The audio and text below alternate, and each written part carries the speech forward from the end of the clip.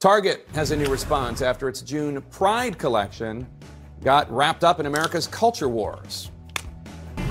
After a campaign fueled by conservative activists, which at times became hostile with threats against Target employees and even damage to store displays, Target says it is removing certain items from its Pride collection. CNN's Nathaniel Meyerson is following this story for us. Nathaniel, what is Target saying about why it's giving in to these people that are protesting Pride clothing that they've been offering for years?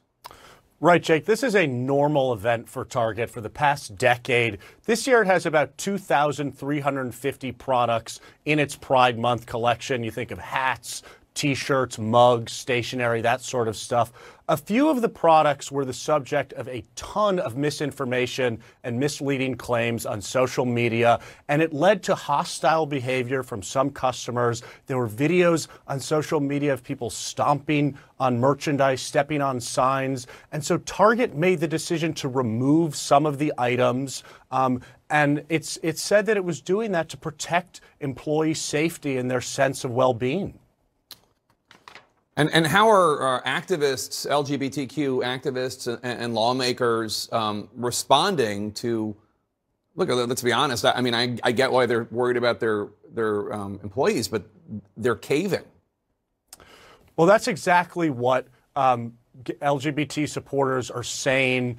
Target's response really is not pleasing anybody. California Governor Gavin Newsom called out Target CEO Brian Cornell, said he was selling out to extremists. LGBT groups like the Human Rights Campaign and GLAAD, they're calling on Target to put the items back on its shelf, protect employees, and release a statement reaffirming its commitment to gay rights. So Target has managed to antagonize kind of both sides here. All right, Nathaniel Meyerson, thank you so much.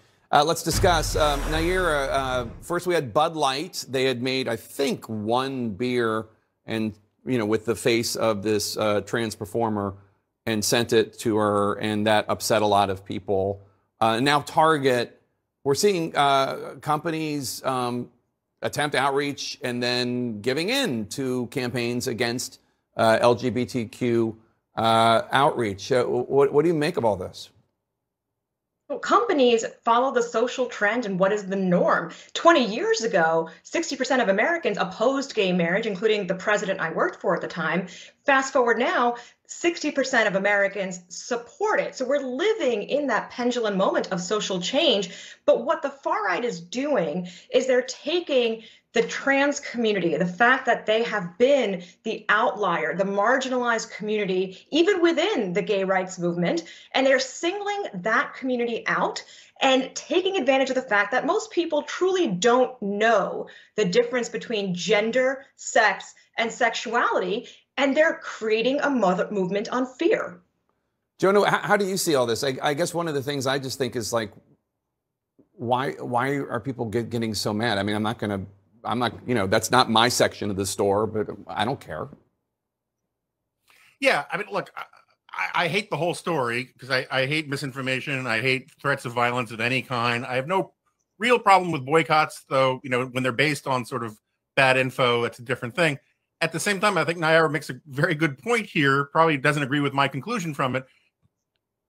Target, as your own reporting just said, has had LGBTQ stuff for years.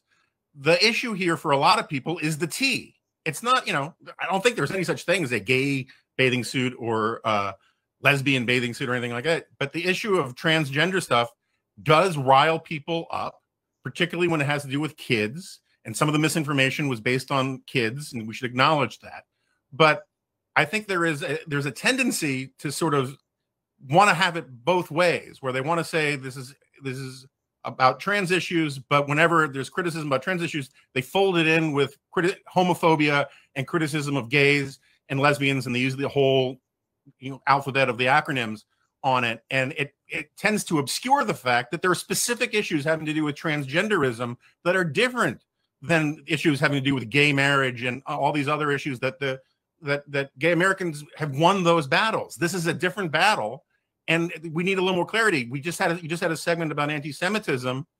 Well, we talk about anti-Semitism. We don't talk about Abrahamic religionism or anti-monotheism, because you're talking about a specific group. And I think that there's a lot of squeamishness about actually talking about why transgenderism is seen as different than these other sort of forms of identity.